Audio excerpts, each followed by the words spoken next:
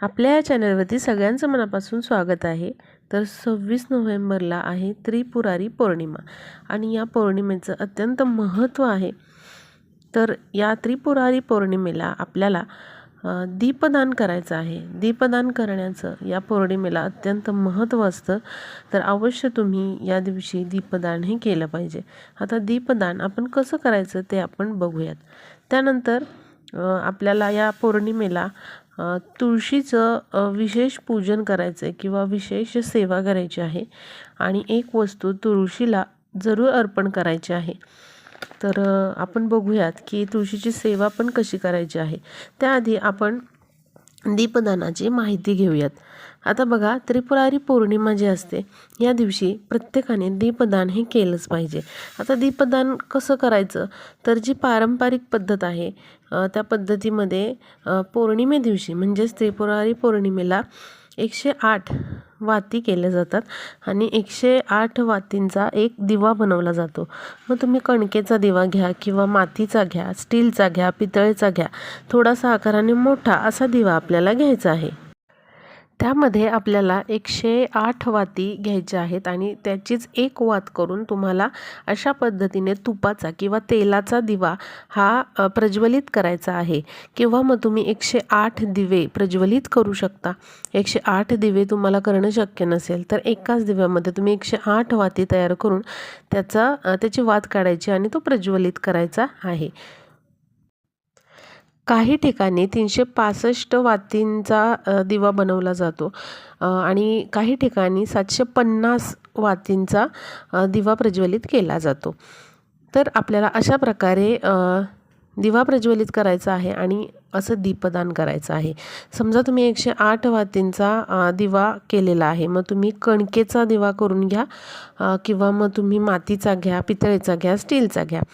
कणकेचा बनवलेला असेल तर त्या कणकेमध्ये आपल्याला मीठ टाकायचं नाही, फक्त कणिक मळून आपल्याला मोठा असा दिवा बनवून घ्यायचा आहे आणि अशा पद्धतीने आपल्याला काय करायचं आहे, 108 वाती त्यामध्ये टाकून एक वात अशी काढायची आहे 108 वातींची बनवून आणि तो दिवा प्रज्वलित करून तो तुम्हाला शिवमंदिरामध्ये दान करायचा आहे किंवा तिथे प्रज्वलित करायचा आहे आणि शिवालयामध्ये नेऊन शिवपिंडीसमोर तुम्हाला तो तिथे प्रज्वलित करायचा आहे आणि अशा प्रकारे तुम्हाला दीपदान करायचं आहे। आता शिवमंदिरामध्ये जाऊन तुम्हाला हा दिवा प्रज्वलित करणं शक्य नसेल तर तुम्ही हा जो दिवा आहे तो तुळशीसमोर ठेवायचा आहे।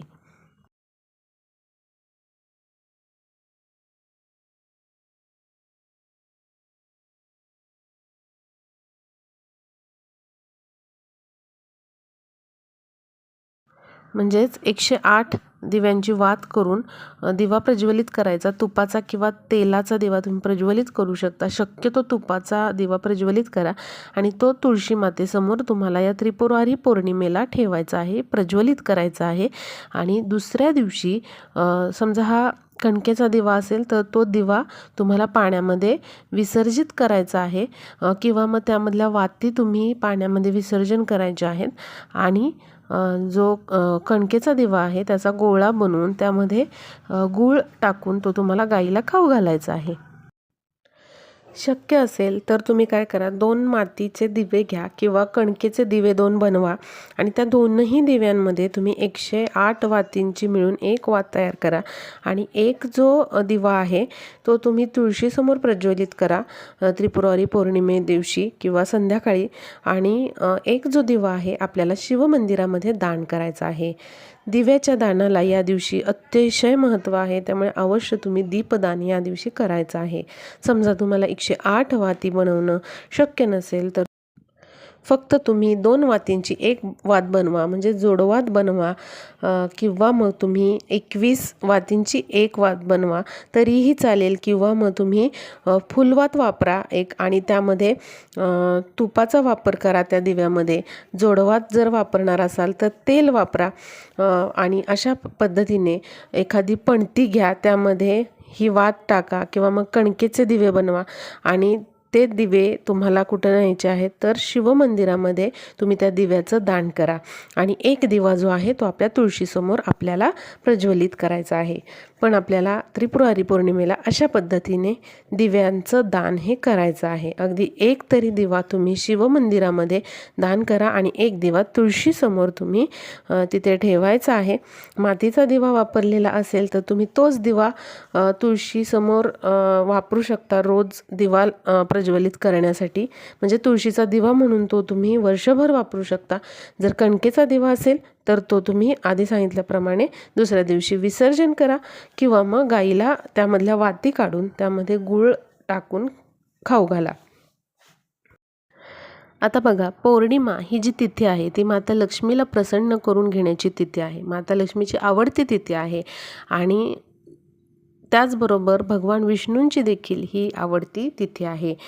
जर आपण भगवान विष्णूंची जास्तीत जास्त सेवा केली तर माता लक्ष्मी आपल्यावर प्रसन्न होते. ती त्या घरातून कधीच दुसरीकडे निघून जात नाही. आणि बघा, तुळस ही विष्णुप्रिय आहे, त्यामुळे पौर्णिमेच्या दिवशी आपल्याला काही खास उपाय करायचे ज्यामुळे भगवान विष्णू आपल्या घरामध्ये नेहमी वास करतील.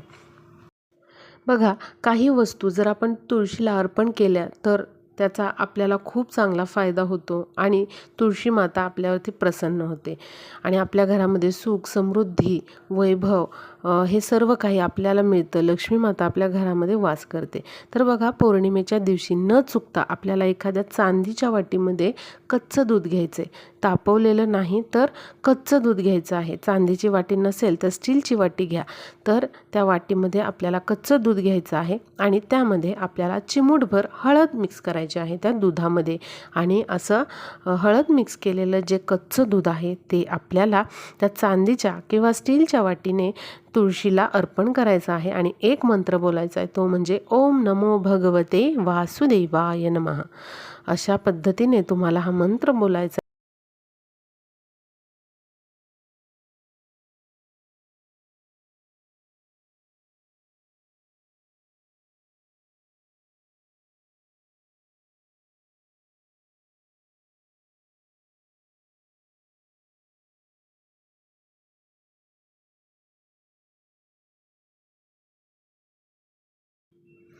आणि त्यानंतर तुम्हाला काय करायचं आहे, ₹1 कॉईन घ्यायचं आहे हातामध्ये आणि पुन्हा तुम्हाला ओम नमो भगवते वासुदेवाय नमः असा मंत्र 108 वेळा म्हणायचा आहे. तुम्ही जपमाळ घेऊन बसू शकता किंवा 5 ते 10 मिनिटं तुम्ही हा जप करा आणि तुमची इच्छा काय असेल ती तुम्हाला तिथे मागायची आहे. आर्थिक प्रगती होत नसेल तर तशी इच्छा तुम्हाला तिथे बोलून दाखवायची आहे आणि लवकरात लवकर मी सर्व कामामध्ये यशस्वी व्हावं, माझ्या घरामध्ये वैभव, ऐश्वर्य, सुख, समृद्धी सगळं यावं, गरिबी निघून जावी, दारिद्र्य निघून जावं आणि माता लक्ष्मीने माझ्या घरी नेहमी वास करावा अशी तुम्हाला प्रार्थना करायचं आहे.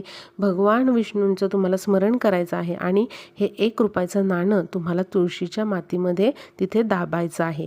त्यानंतर बघा, या त्रिपुरारी पौर्णिमेला तुम्हाला तुळशीला एक लाल चुनरी अर्पण करायची आहे. म्हणजे तुळशीवरती तुम्हाला एक छोटीशी लाल चुनरी किंवा एखादा लाल कलरचा रुमाल तुम्ही घेऊ शकता. एखादं नवीन वस्त्र लाल कलरचं तुम्ही घेऊन तुळशीला ते असं तुळशीवरती ते टाकायचं आहे. दर तुम्ही 15 दिवसाला हे जे वस्त्र आहे ते स्वच्छ करून पुन्हा तुळशीवरती ते चुनरी तुळशीला देऊ शकता. तर या काही महत्त्वाच्या गोष्टी आहे त्या आपल्याला या त्रिपुरारी पौर्णिमेला म्हणजेच रविवारी करायच्या आहेत. तर बघा, त्रिपुरारी पौर्णिमा जी आहे ती दुपारी 3:53 सुरू होत आहे रविवारी आणि सोमवारी दुपारी 2:45 ही पौर्णिमा असणार आहे.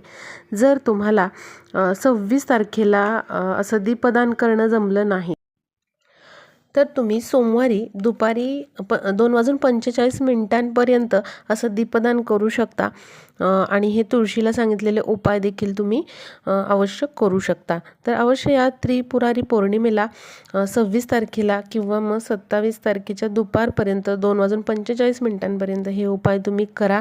नक्कीच तुम्हाला चांगले अनुभव येतील.